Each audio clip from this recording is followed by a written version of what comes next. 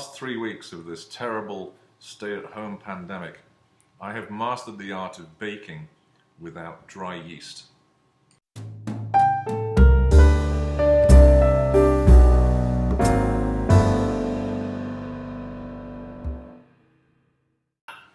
By the end of my masterclass series, you too will be able to successfully make an almost edible loaf of bread about 10% of the time.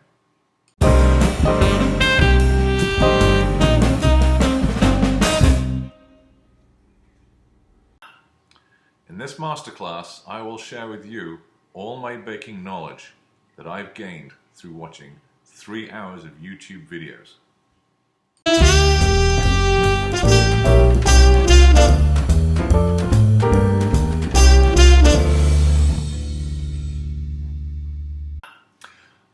During my masterclass, I will show you various anger management strategies to help you cope when your yeast starter doesn't grow, despite you adding $300 worth of unbleached flour to it over the course of 2 weeks.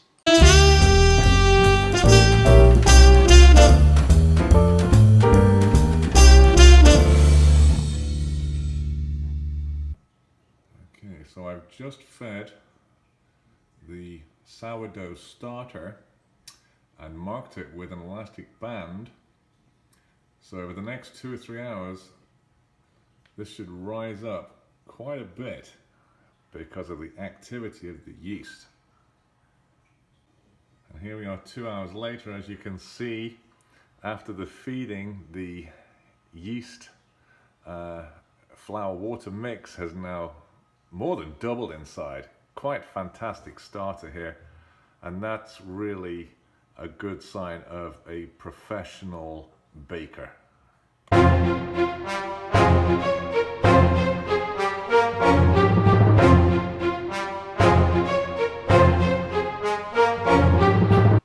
My masterclass will also feature some classic sourdough mistakes that my Facebook friends have made over the last 3 weeks of their stay-at-home quarantine.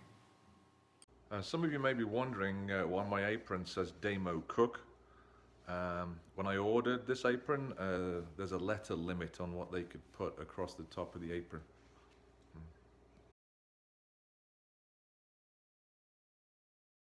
Now, when you're making your dough or doing any baking during the quarantine, it's a good idea to wear a mask over your quarantine beard. This prevents things like fecal matter and Cheeto dust going into your mixer and dough. You don't need a mask if you're making everything bagels though, but we're not talking about that in this masterclass. I don't think it's rising. I don't, maybe the starter was bad again? Oh,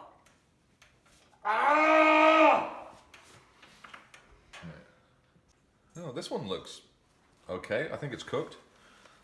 Yeah, that's fine. I think I can scrape that off. Yep, okay. Look at that beautiful bake there. No soggy bottom there. I'm Damon Crook, and this is my masterclass.